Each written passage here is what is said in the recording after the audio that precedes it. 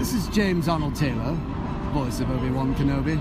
Welcome to a more civilized podcast. This is the podcast you're looking for. You may not go about your business. Stay here, listen, and then move along. Oh, man. All right. I'm Kyler. I'm Chris. That was very unceremonious. You didn't even say hi to our fans. Hi, Ross. fans. Sorry.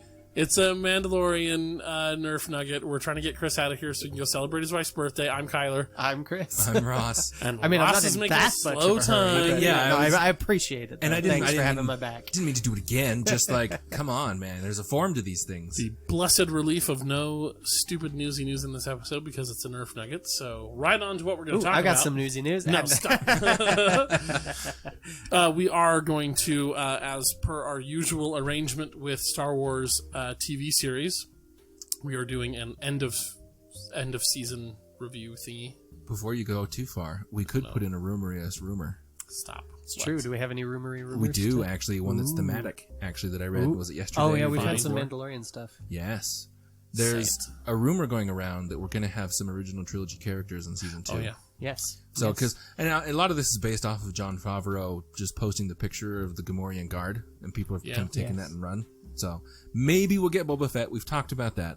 Maybe. I just want Bib Fortuna. Oh, wait, no, he's dead. Bib Yes. Fortuna. Is he dead at this point? Well, he was on the ship. Oh, he's on the yeah, barge. he died He's with on the the others. Barge, yeah. Didn't see a body. He could be alive. I'm sure the tentacles of the Sarlacc reached out and snagged everybody. Anyway. Or, he had to walk home and that didn't go well. Yeah. So here we are. We're going to recap season 1 of The Mandalorian and just kind of give some thoughts on it, and then a brief little look forward to season 2, and then we'll see you all again for a Mandalorian season 2 preview this fall. Yeah. So, summary. There's a Mandalorian who's a bounty hunter. We see him go on a bounty and get a baby Yoda, and then he spends the rest of the season fighting off other bounty hunters who want baby Yoda. Sometimes. or just And going or around fighting. and doing Doing stuff. bounty hunter things. Yeah. Yeah. So, pretty lacking in story overall. Pretty light, yeah. Lot of just introducing new characters, which kind of par for the course with Filoni's involvement, so I anticipated a little bit of that, not as much as we ended up getting. But, I have hopes for season 2. Those last couple episodes of season 1, I was like, okay, so we have something resembling a story here that we can build on for season 2. So Yeah, that's kind of my takeaway is episodes 1, 3, 7, and 8 were all you really needed. yeah. So, again, that's where you actually get the beginning of a story arc. You actually get him up to the call to adventure, finally. Yeah. It kind of evolved into, he kind of just settled into what that call to adventure ended up being. But again, it was never given until the end. I will say it's not unusual for a TV series format to have an overarching plot that only gets brought up in a couple episodes. Like you look at Castle, where you've got the murder of Beckett's mother, which it's basically like in any given season you'll have 3, maybe 4 episodes that touch on that. Some lightly, some more heavily, and then otherwise it's just not a concern in your average weekly episode.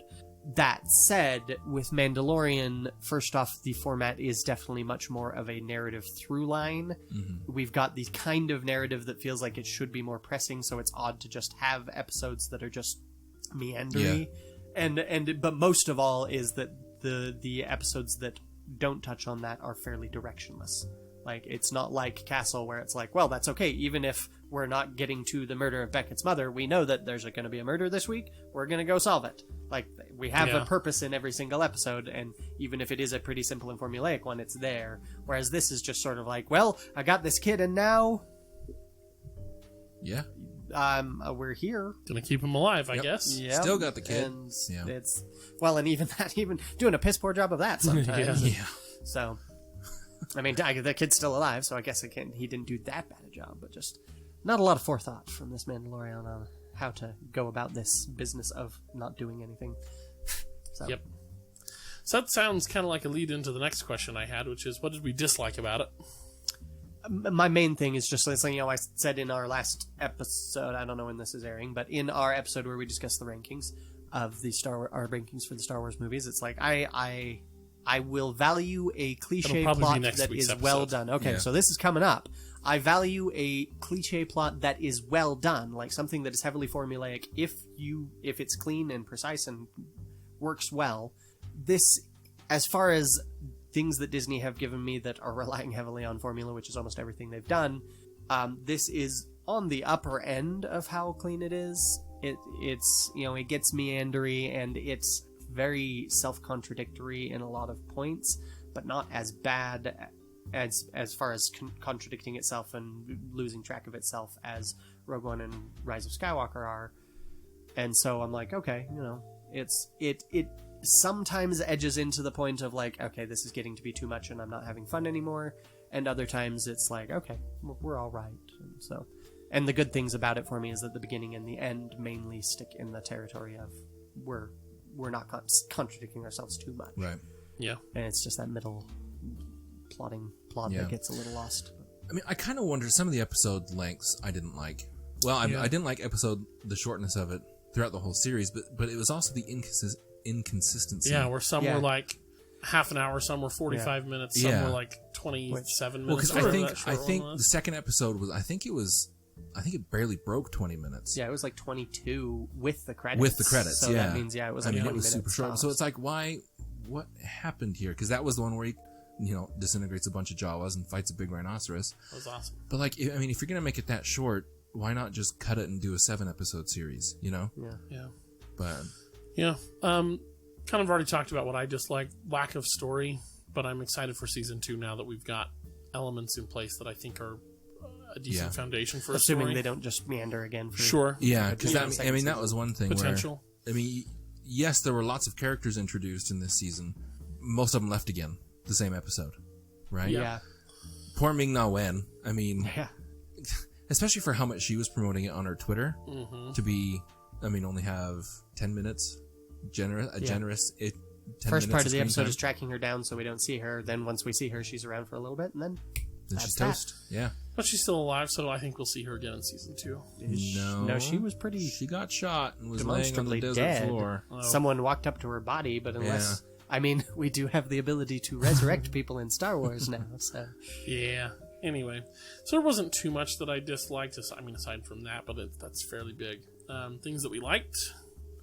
There's a lot of really good stuff. I like that Vox review that you found when it first started, of just like where this is a masterpiece of narrative atmosphere and little else. Yeah. It's just like, no, the atmosphere of it is very well done. Yeah, It's got a very. great aesthetic.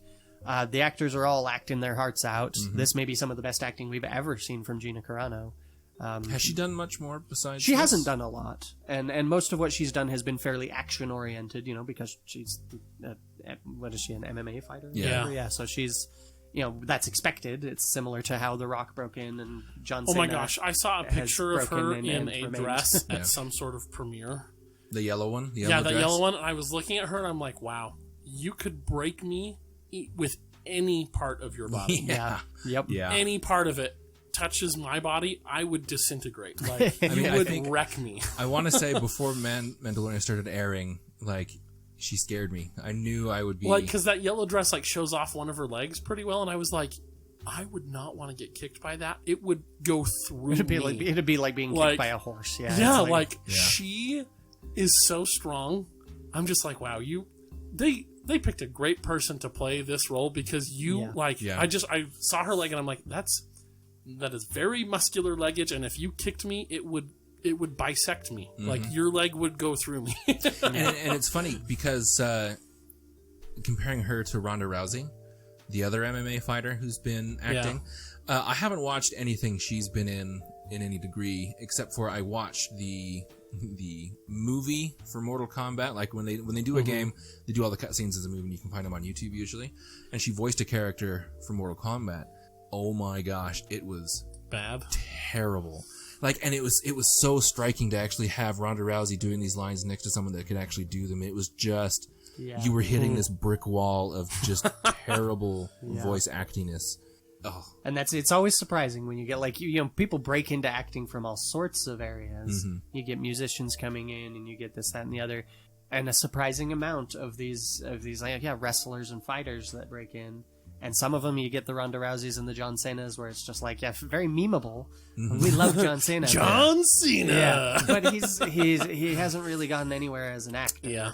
And then you've got Gina Carano, who's starting to develop some decent acting chops. Like, I've been impressed. And then you've got Dwayne "The Rock" Johnson, where it's just like a charm out. Well, his yeah, and that's ears, I man. really enjoyed a review I watched for the second Jumanji movie, where it's just like, okay, I do have to say this, that it's definitely time for reviewers, this industry in general, to stop taking this approach of Dwayne "The Rock" Johnson is an impressive actor considering where he came from, and just say Dwayne "The Rock" Johnson is a freaking impressive actor. Like, he is very solid. Yes, he is. Just on every front. For sure. Anyway, that's what I want for Mandalorian season 2. By the way, The I Rock. want The Rock in there. Let's bring him in somewhere.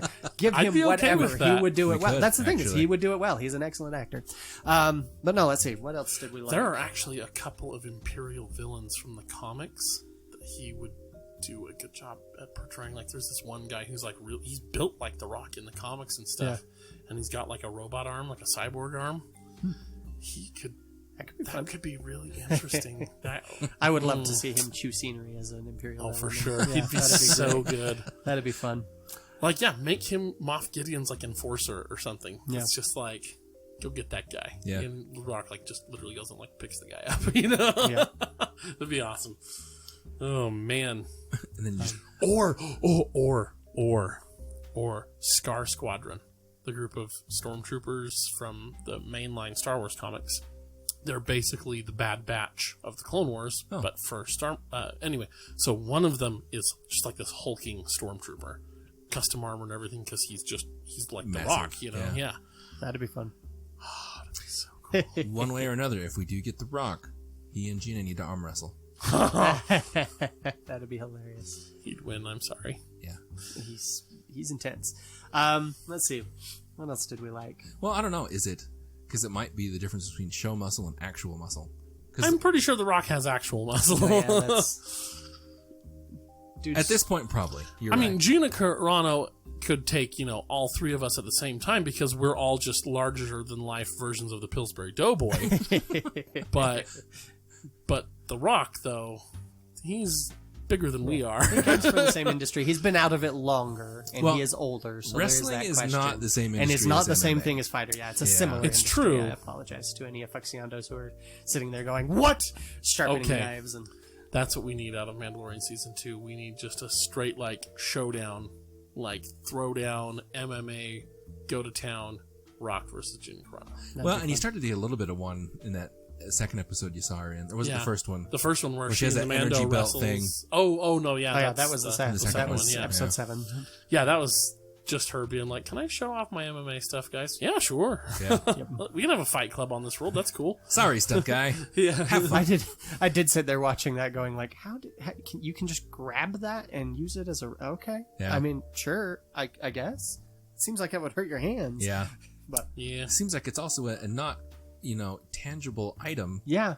I mean, it's obviously got enough pull to keep them together. So Well, I mean, Sure, we but see electricity keeping. it feels pod like it would racer be the sort of engines thing that together, if you so, hit it, but- it's both an obstacle and a tether. Like it's Yeah. like you don't want to hit that, but Yeah. Yeah. apparently everyone wants to hit that.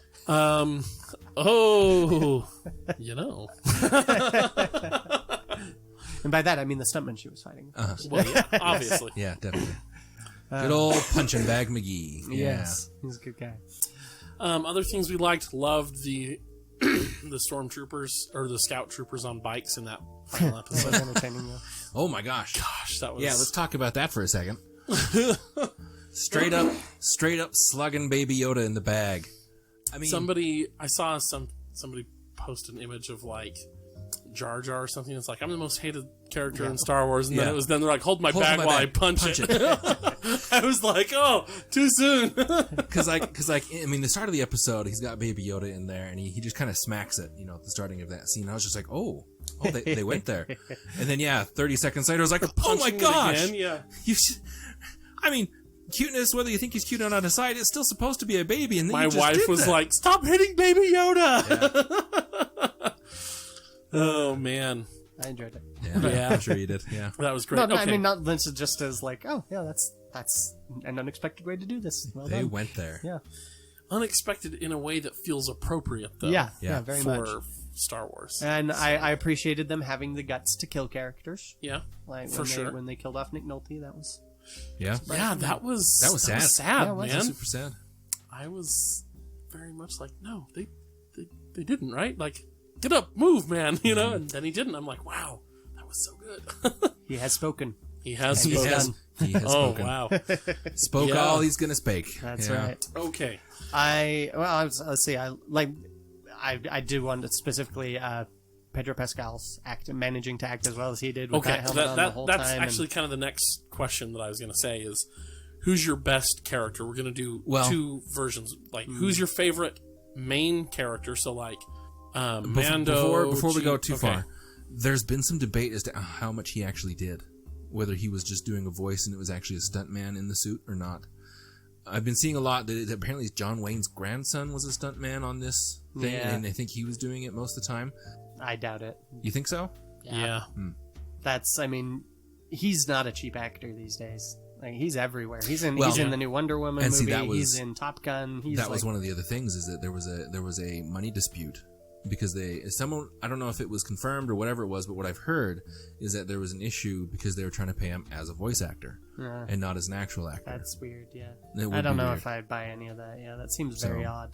But whoever was in that suit, they did a good job. Yeah. And So, yeah, who's your favorite of the main cast? So, Mando, IG-88, 11. IG-11, Gina Carano, or Carl Weathers. Carl Weathers.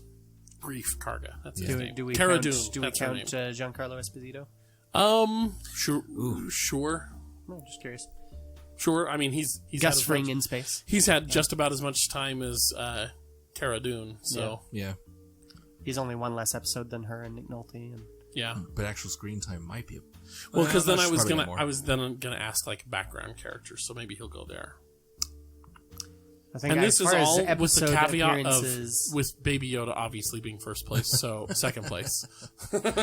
Baby Yoda's not a character; he's a plot device. Yeah, Oh, but he's a cute plot device. Yeah, no, he is. It's just- he's a MacGuffin. he's not a character; he doesn't have a Yep. character. So. I think I would go Mando. Actually, I think I've enjoyed his Well, yeah, I mean, I like him the He's- most. He doesn't have a lot of character, but what is done pretty consistently, and I like him. Well, and I like that he's not Boba Fett or what we think Boba Fett is. Yeah, You know, Yeah. I have my doubts about whether or not the writers know that about him entirely. They've But just stumbled onto it by mistake. yeah, well, I feel like they're trying to straddle this area of like, yeah, he's a hard bad A, but also he's a nice guy.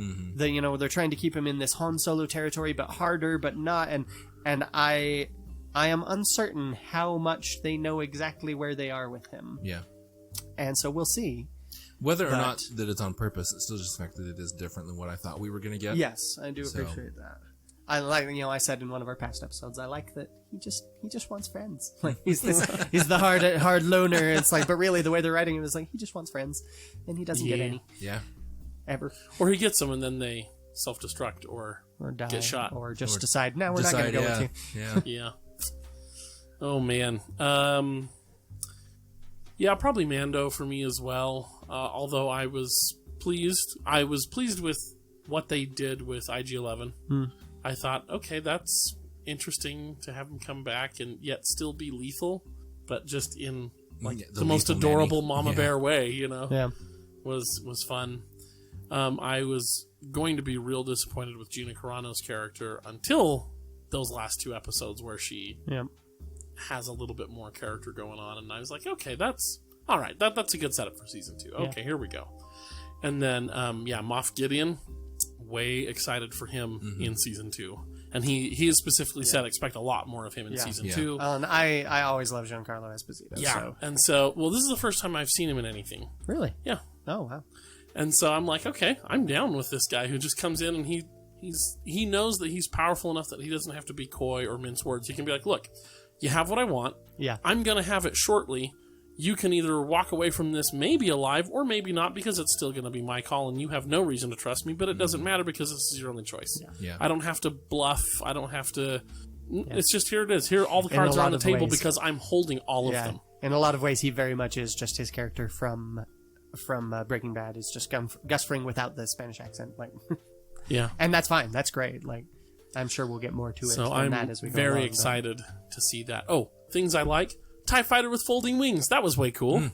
Oh, yeah. Because most TIE fighters that we've seen before, they have a special dock that they have to sort of clamp into. Yeah. And so for him to have custom made this TIE fighter that can land, cool. That's a cool, interesting new design that feels like it fits well without feeling like you're trying to, like, and here's this new thing, here it is. Like it felt like a natural introduction of something. And let's be honest, I mean, if you're going to have a TIE fighter in atmosphere anyway, you need to have it land somehow, and you can't get a ladder everywhere. So yeah, exactly. The fact that the rest of them don't do that is really shameful. Well, but I'm sure it costs more. And the Empire's like, meh. I mean, it was sarcasm. But. Oh, well, well, it's sarcasm, but it's also true in the universe that the Empire would go, or we can just have a base that you can dock at. There we go. Well, and I'm sure also out of lore reasons in creating it, they probably intended them to be just a space fighter anyway. Yeah. So they would never have a situation where they would need to land on their own. But we do see them landed in Rebels on Lothal in the atmosphere. Yeah, but that's significantly after their initial design. Yeah. Oh yeah. I'm thinking original trilogy. Oh, they were just a purely space-based fighter, never needed to do anything. Yeah. Short range fighters. Anyway, so lots that we liked, a little bit of things we didn't like. Season 2 will probably be better. That's hopefully, kind of what we're thinking, right? I mean, I don't have much faith in Disney at the moment, so we'll see. I did think back and chuckle to, I think it was our last episode right before Mando premiered, and how there was all that super excitement for Mandalorian, and I was just trying to make fun of you, and like, yeah, but what if Mandalorian's bad? And then it See, and I'm just just glad. Mediocre. I had joked about how you could see my interest in Mandalorian wane through my viewing habits, where it was like episode 1, I was waiting to watch it that night. I somehow missed it, and I got up first thing in the morning, even though I was super busy. Episode 2 was like, okay, I'll get up early in the morning because I've got, I don't really have stuff going on, but I'll watch it first thing in the morning. And episode 3, and slowly it was just like, oh, I'll watch it once I'm done with the errands. And then it was like, oh, I'll get around to it sometime. Oh, wow. And then it's like, oh, I forgot that was yesterday, wasn't it? Holy cow. How did I forget that? And then by the time episode 7 came along, it was like, I'll get around to it. And I did when episode 8 aired. Like, it was like, oh, hey, it's 12:40. If I start episode 7 now, I can just watch episode 8 once it's done and just be done. And I was kind of glad I did that, because that meant I was watching after Rise of Skywalker, and my expectations and hopes and spirit were all just utterly broken and destroyed, and so it was not hard to enjoy. Yeah. But, well, there you go.